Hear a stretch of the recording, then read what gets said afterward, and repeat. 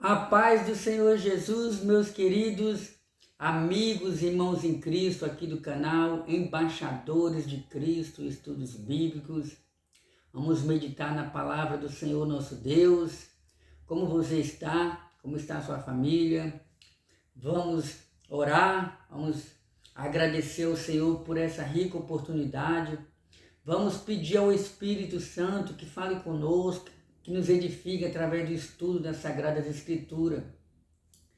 Querido Deus, em nome de Jesus Cristo, o teu Filho unigênito, aquele que é igual ao Senhor, aquele que é o próprio Deus. Ó Deus Todo-Poderoso, louvado seja o teu nome. Ó Santo de Israel, oh aleluia. Senhor meu Deus, Papai querido, nos ensina a tua palavra. Papai querido, olhe pela vida daqueles que já se inscreveram nesse canal. Abençoa aqueles que não são inscritos, em nome de Jesus. Amém. Oh Deus poderoso, a palavra do Senhor nos diz, né? Oh, quanto amo a tua lei, o salmista falando. Como você está, como está a sua família, nesse dia maravilhoso eu quero agradecer a você que tem assistido às nossas aulas, você que tem compartilhado os nossos vídeos, sabe que você tem semeado a semente do Evangelho. Você que tem tirado um tempo para comentar, você que tem sido edificado, saiba que é Deus, o Criador dos céus e da terra, que tem preparado essas ricas oportunidades. Meus amados, você se considera uma pessoa salva em Cristo Jesus? O que é a salvação? Já parou para imaginar o que é a salvação? Ou o que significa a palavra salvação? Pois bem, hoje nós estaremos estudando a palavra de Deus. Está vendo aqui? Essa aqui é a revista da Escola Bíblica Dominical, onde estamos estudando nesse quarto trimestre, falando sobre promessas bíblicas. E hoje, dia 3 de novembro, nós vamos estudar a palavra do Senhor falando sobre as promessas de salvação. As promessas de salvação. Olha que livro maravilhoso aqui, sobre os mártires cristãos. Então nós vamos estudar hoje falando sobre as promessas de salvação. O que é a salvação? O que significa a palavra salvação? O que a Bíblia Sagrada ensina sobre a salvação? Pois bem, lição de número 5, a promessa de salvação. Textual. Na verdade vos digo, são palavras do Senhor Jesus. Vos digo que quem ouve a minha palavra e crê naquele que me enviou, tem a vida eterna e não entrará em condenação, mas passou da morte para a vida. Essas palavras estão escritas no Evangelho, segundo escreveu o apóstolo João, no capítulo 5, versículo 24. A nossa verdade prática diz assim: a promessa da vida eterna é a maior bênção divina para todo aquele que crê em Jesus Cristo. Oh, bendito seja Deus! Verdade prática, ou seja, essa verdade precisa ser praticada por mim e por você todos os dias. Ou seja, a promessa da vida eterna é a maior bênção divina para todo aquele que crê em Jesus. O Senhor Jesus, ele disse: quem crê em mim, como diz as Escrituras, rios de águas vivas fluirão do seu interior. Ou seja, quando Jesus falou isso, ainda não existia os evangelhos, ainda não existia as cartas do apóstolo Paulo, ainda não existiam o Novo Testamento no que diz respeito a escritos, a livros. Então Jesus usou, como os judeus usavam, né? Na época, Jesus usou o Antigo Testamento. E no Antigo Testamento no Antigo Testamento tinha muitas profecias sobre a vinda de Jesus. Então Jesus disse: quem crê em mim, como diz as Escrituras, rios de águas vivas fluirão do seu interior. Então os apóstolos e a igreja daquela época, os novos convertidos, aqueles que ouviram e creram, eles então se tornaram igreja do Senhor Jesus, povo separado, povo santo.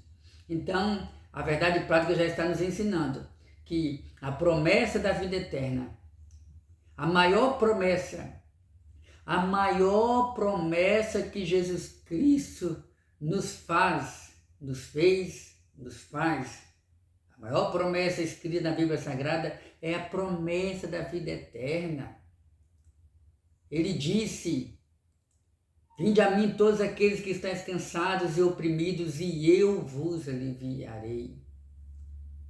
O apóstolo João testificou dizendo, escreveu as palavras que foram proferidas pelo Senhor Jesus. João capítulo 14, a partir do versículo 1, falando sobre vida eterna, falando sobre salvação. Não se turbe o vosso coração, credes em Deus, credes também em mim. Na casa do meu Pai há muitas moradas. Ali Jesus estava falando sobre a ida dele para o céu, preparar um lugar e que voltaria para buscar o seu povo para estar com ele eternamente na mansão celestial. Então, salvação fala de livramento. Vamos lá. Leitura bíblica em classe. João capítulo 3, versículo 14. E como Moisés levantou a serpente no deserto, assim importa que o Filho do Homem seja levantado, para que todo aquele que nele crê não pereça, mas tenha vida eterna. Porque Deus amou o mundo de tal maneira que deu seu Filho unigênito, para que todo aquele que nele crê não pereça, mas tenha vida eterna. Porque Deus enviou o seu Filho ao mundo não para que condenasse o mundo, mas para que o mundo fosse salvo por ele. Quem crê em Jesus não é condenado, mas quem não crê já está condenado, porquanto não crê no nome do unigênito Filho de Deus.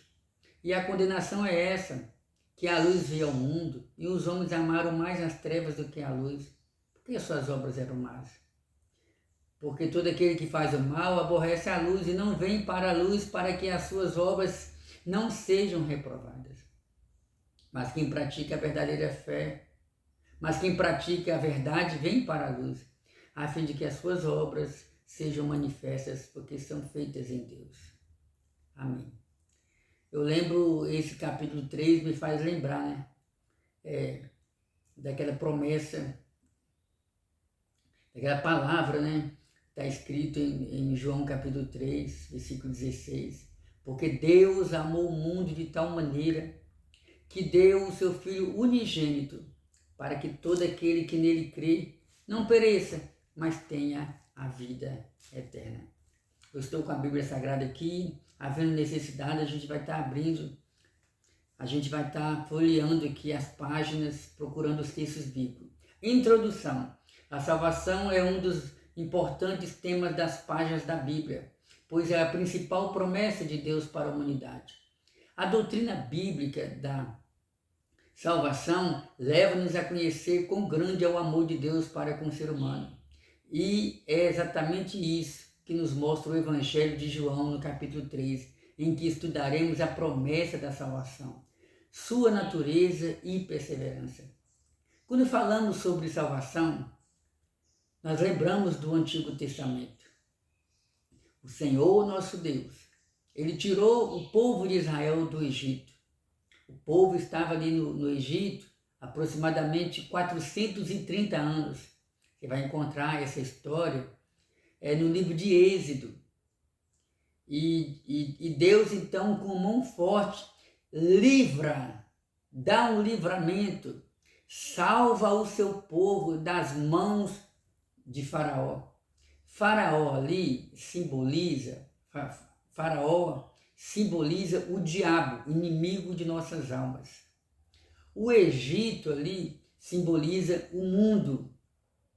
E o povo de Israel ali fala do povo de Deus que estava escravizado ali. Deus então tira o povo dali, salva aquele povo e leva para Canaã.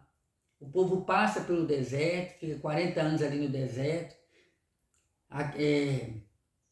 Estudos mostram, né? Segundo os comentaristas, Israel era para ter chegado na terra de Canaã no espaço de tempo de 40 dias. Mas Deus queria preparar aquele povo. E o povo então demorou 40 anos para entrar em Canaã. Passou pelo deserto. Nós, como igreja do Senhor Jesus Cristo, nós estamos nesse mundo como peregrinos. Nós sabemos quem somos. Nós sabemos de onde viemos. Nós sabemos para onde vamos. Nós sabemos o que fazer para chegar lá.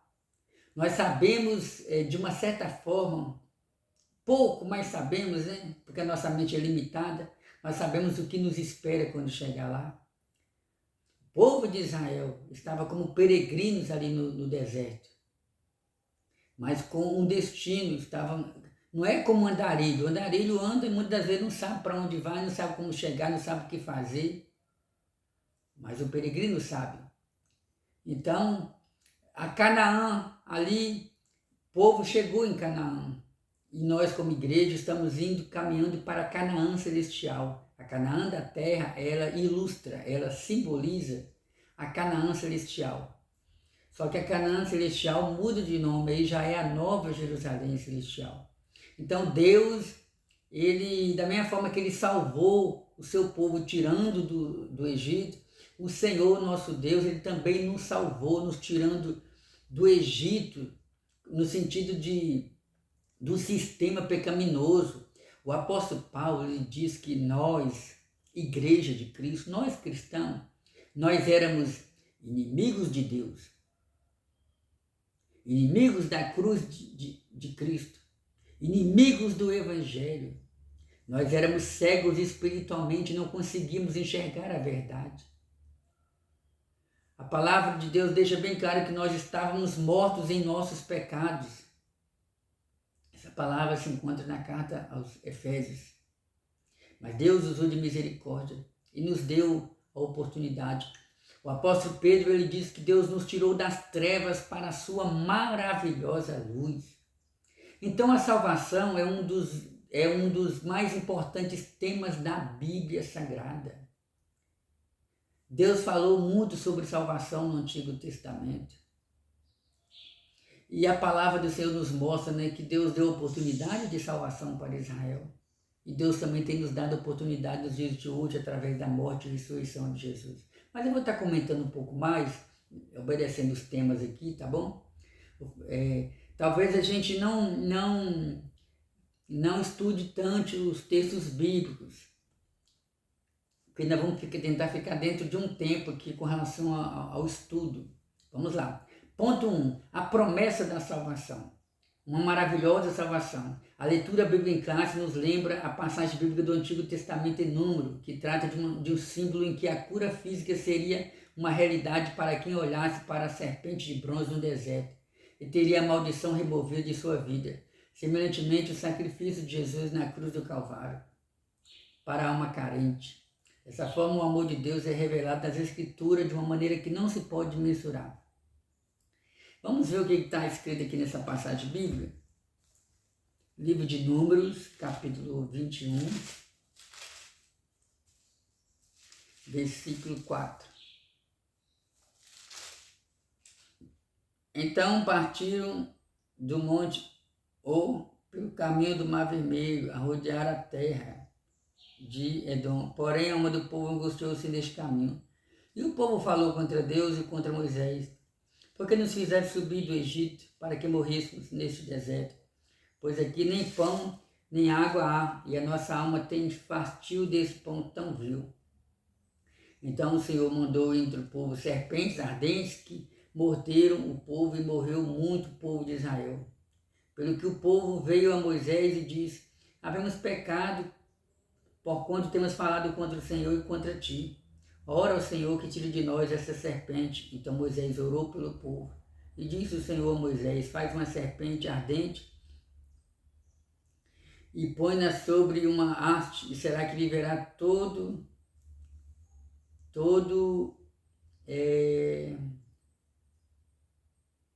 todo mordido. Moisés fez a serpente.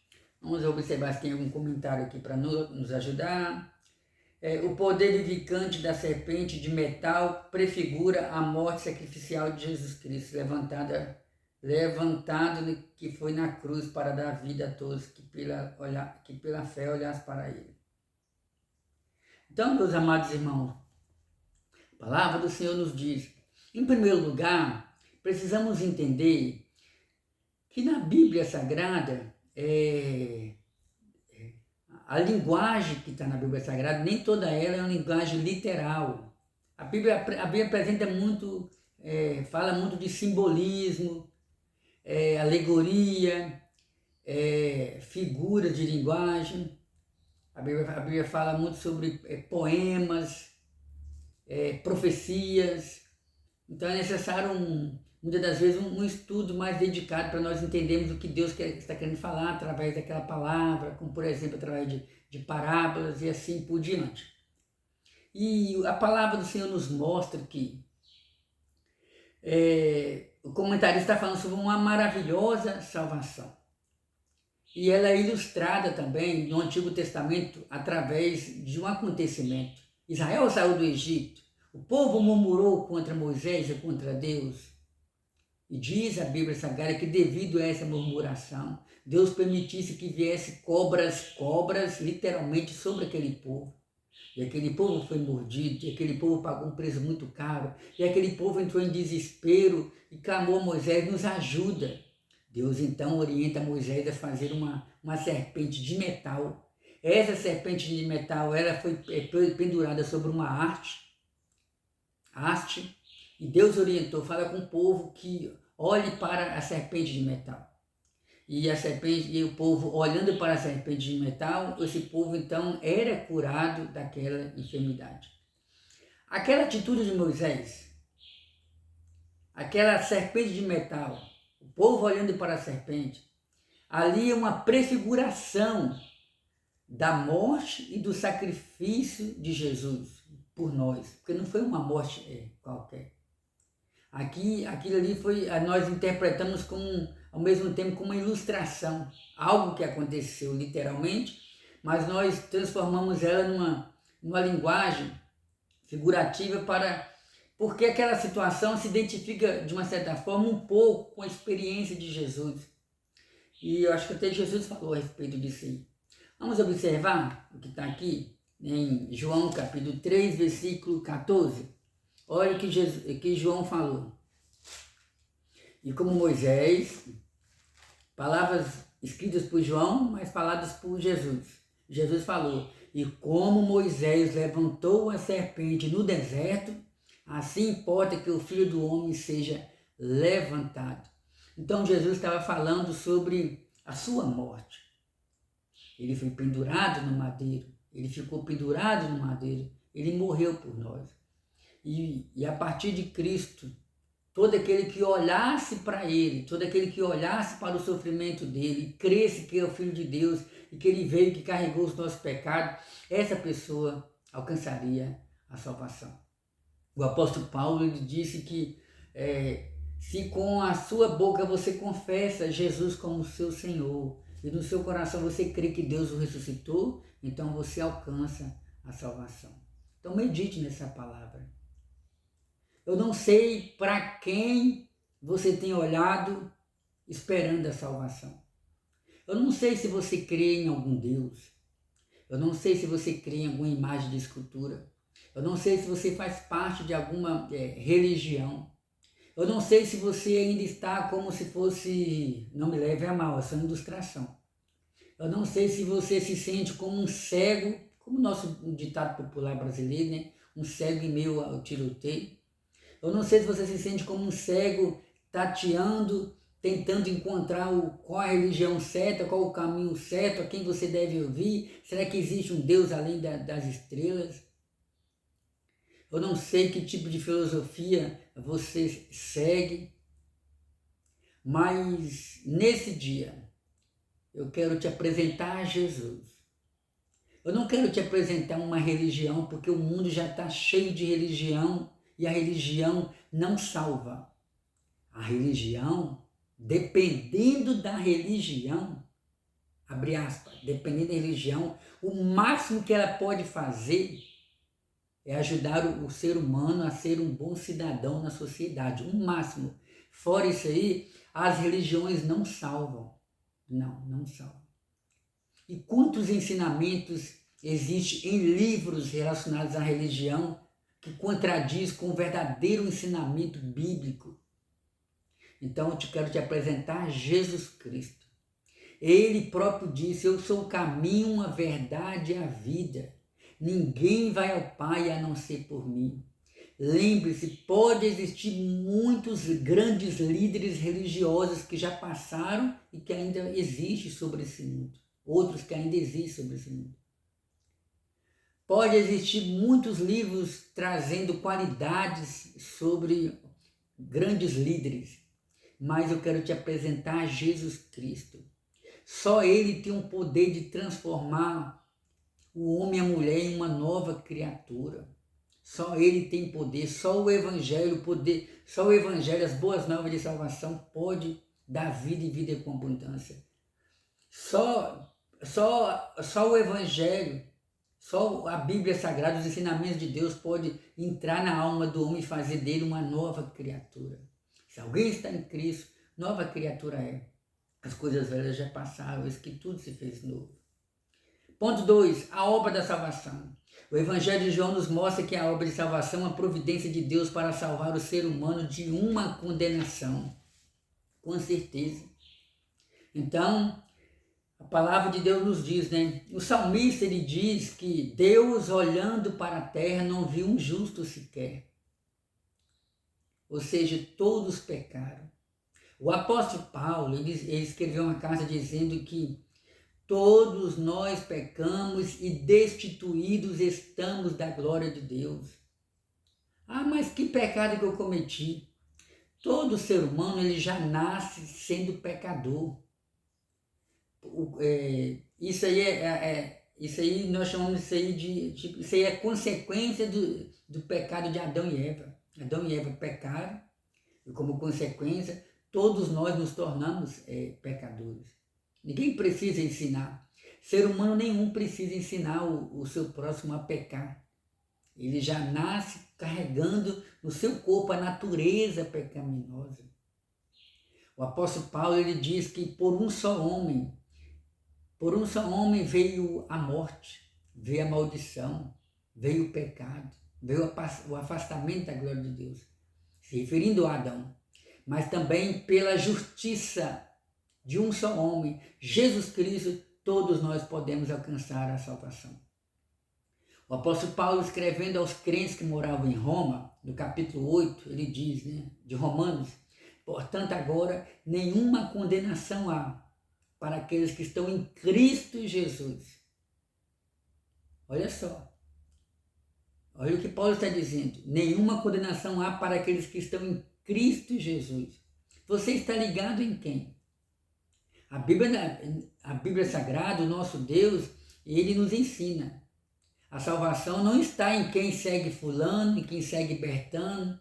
A salvação não está em quem faz parte da religião A, da religião B, da religião C. Pelo contrário, a salvação eterna está na vida daquele que está ligado em Cristo Jesus, o nosso Senhor e Salvador.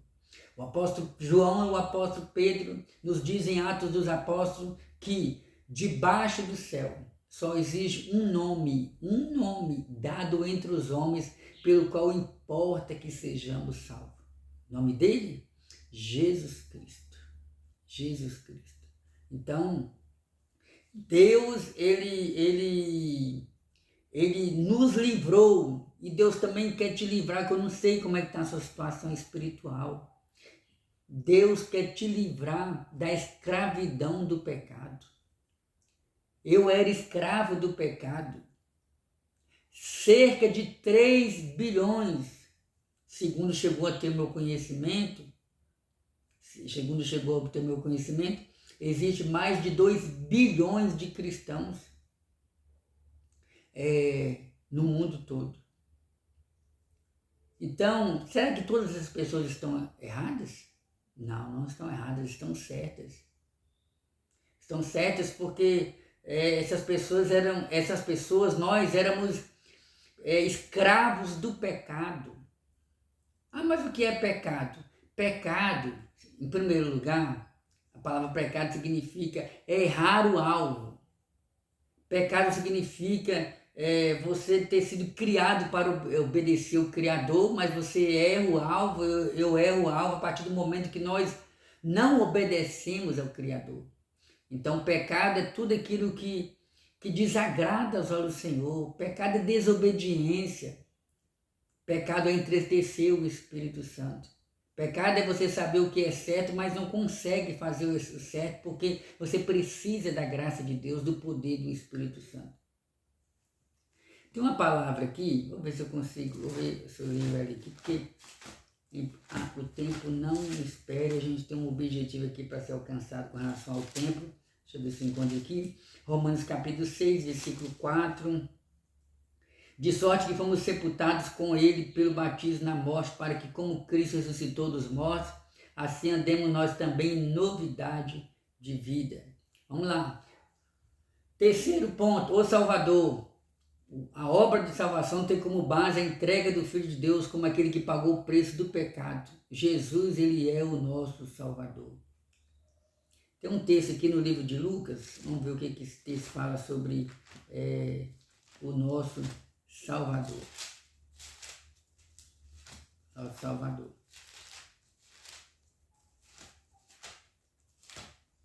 Lucas capítulo 2. Estou achando que esse texto aqui está se referindo a Maria. Vamos lá. Lucas capítulo 2, versículo 11. Pois na cidade de Davi vos nasceu hoje o Salvador, que é Cristo, o Senhor. Oh, aleluia! Então, esse texto está falando sobre o nascimento de Jesus, Lucas capítulo 2. Então, essa palavra nos diz sobre o Salvador. Nasceu o Salvador. Oh, glória a Deus! Meus amados irmãos, você sabe o que significa isso? Deus prometeu salvação para a humanidade. A salvação não era só para os judeus. Deus ofereceu salvação para toda a humanidade. Eu lembro do que Deus falou através do profeta Moisés. E Moisés falou: e do Senhor levantará um profeta semelhante a mim, poderoso em obras, a esse vocês devem ouvir. Se referindo a Jesus. Moisés estava se referindo a Jesus.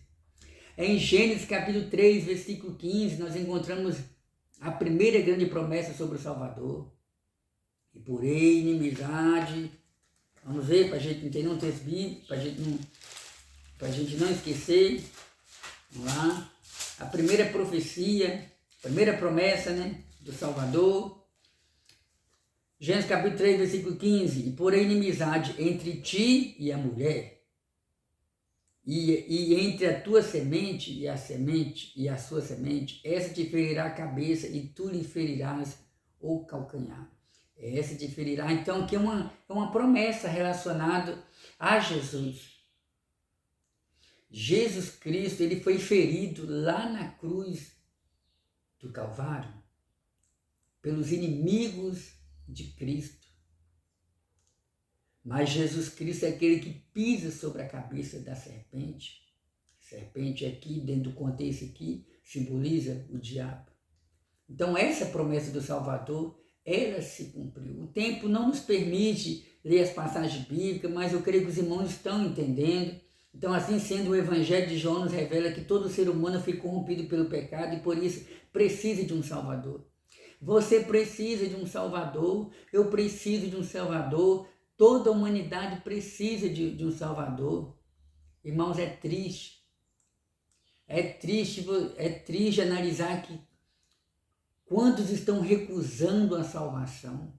Há quem pense que depois que o homem desce à sepultura, acabou, morreu, não existe vida após a morte. Mas eu quero te dizer que existe sim vida após a morte. E você precisa decidir, você deseja, você tem direito de escolher entre a vida eterna com Jesus ou entre a vida eterna com o inimigo de nossas almas. Então o sacrifício de... não, mas eu aprendi que quando eu morrer, os meus parentes podem interceder por mim, pedir a Deus que me dê um bom lugar para minha alma.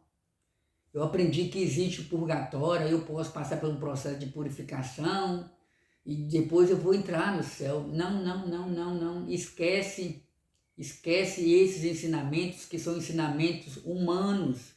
São ensinamentos passados de tradição para tradição. Assim como existem muitas religiões nesse mundo, e essas religiões, muitas das religiões, elas têm um pensamento diferente, contrário aos ensinamentos de Jesus.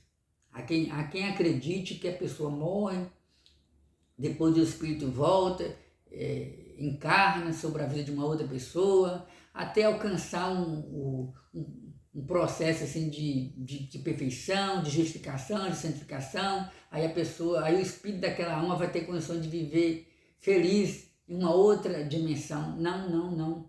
Esquece esse ensinamento também, porque são ensinamentos de homem, não são ensinamentos de Jesus. Mas daí eu aprendi que em João capítulo 3, lá fala sobre reencarnação, ou renascer de novo. Não, a palavra renascer é uma interpretação equivocada. Jesus está falando com Nicodemos sobre nascer de novo, é nascer da água e do Espírito. Então, você precisa de um Salvador. Você precisa, não de um atalho, porque há quem diga que todos os caminhos, inclusive, eu ouvi um ditado popular, né? Todos os caminhos levam a Roma. Isso fala do tempo romano, né? Da infraestrutura de Roma, que trabalhou muito nessa área de estrada, que todos os caminhos levavam a Roma. Aí a pessoa pega esse ditado, todos os caminhos levam a Roma, todos os caminhos levam a Deus. Não. Não interprete dessa maneira. Jesus, ele é o caminho, a verdade e a vida. Não entre por atalhos, não tente cortar a volta.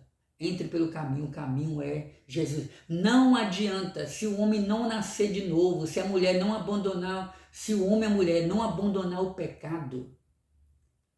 O que é pecado? Quais são os pecados, alguns dos pecados que Deus, que o Senhor condena e que podem impedir o homem de herdar a vida eterna?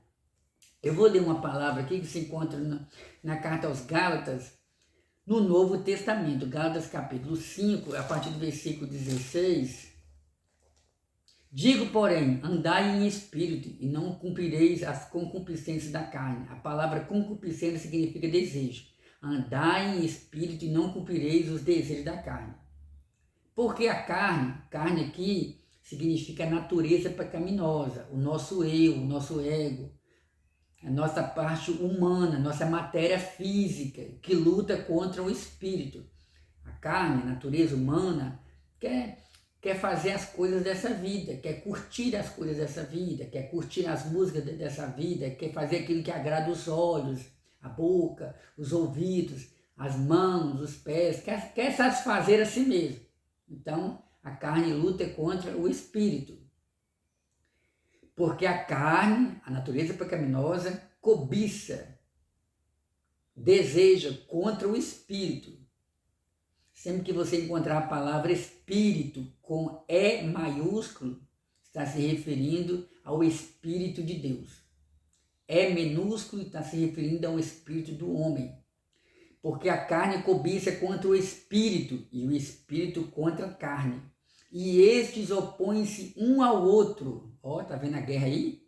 Para que não façais o que quereis. É por isso que você quer servir a Deus, mas a sua natureza pecaminosa não quer. Você quer orar, a natureza pecaminosa quer dormir, quer descansar. Você quer ler a Bíblia, de repente vê um sono causado pela natureza pecaminosa, causado, aliás, pela natureza humana. Então, e outras lutas, né, que o ser humano enfrenta, o crente enfrenta. Mas se sois guiados pelo Espírito Santo, não estáis debaixo da lei. Vou resumir aqui. Irmão Dimas, eu quero saber quais são as obras da natureza pecaminosa que podem me impedir ou que podem nos impedir. Porque se eu não vigiar também, meus irmãos, essa palavra não é só para vocês. Se eu não vigiar, se todo servo de Deus não vigiar e começar a praticar essas obras aqui, aí nós podemos perder a salvação. Então as obras da carne são prostituição, impureza, idolatria, feitiçaria, inimizade, porfias, emulações, iras, pelejas, invejas, homicídios, glutonarias. Se você quiser conhecer um pouco mais sobre essa palavra, você pode estar lendo aí Gálatas capítulo 5. Já estamos encaminhando para o nosso final. Então, deu para os irmãos entenderem, né? Segundo ponto, a natureza da promessa da salvação. Justificação. Justificação, diz a Bíblia que nós fomos justificados em Deus. Justificação fala que nós fomos livres de uma condenação. Deus nos livrou da condenação. Deus nos justificou através da morte e ressurreição do Senhor Jesus. Segundo o processo da salvação, a regeneração. A regeneração é uma obra realizada pelo Espírito Santo. Nós fomos regenerados em Cristo Jesus. Você pode ser regenerado em Cristo Jesus. Regeneração fala de nascer de novo, nascer da água e do Espírito. Santificação. A santificação, o que é a santificação? Santificação significa ser separado do mal, ser separado do pecado para se santificar para Deus. Aos Romanos capítulo 12, versículo 1, Paulo diz que não devemos nos conformar. Vou ler aqui para os irmãos, para a gente. Rogo-vos, pois, irmãos, pela compaixão de Deus, que apresentei o vosso corpo em sacrifício vivo, santo e agradável a Deus, que é o vosso culto racional. E não vos conformeis com esse mundo, mas transformai-vos pela renovação do vosso entendimento, para que experimenteis qual seja a boa, agradável e perfeita vontade de Deus. Quer saber qual é a vontade de Deus para a sua vida? Comece a fazer a vontade dele, aí você vai ser sensível à voz do Espírito Santo, vai ler a Bíblia Sagrada e vai entender qual seja a boa, agradável e perfeita vontade de Deus.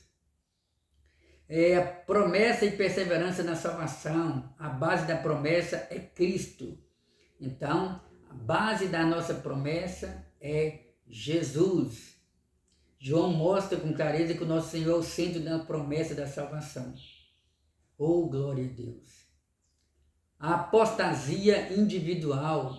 Devemos tomar bastante cuidado, meus amados irmãos. Apostasia, o que é apostasia individual?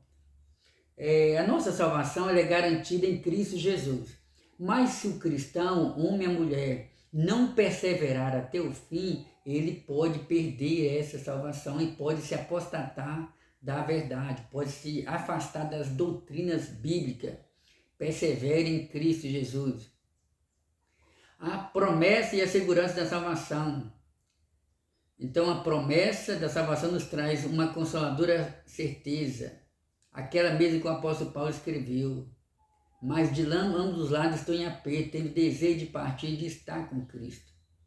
Então, o salvo em Cristo, ele tem essa segurança.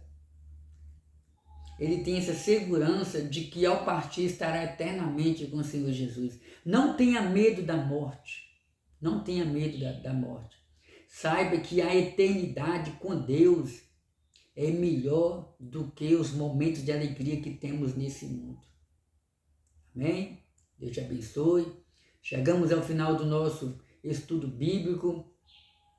O tempo não nos permite de ir mais além, de comentar um pouco mais, mas continue lendo a palavra do Senhor, nosso Deus.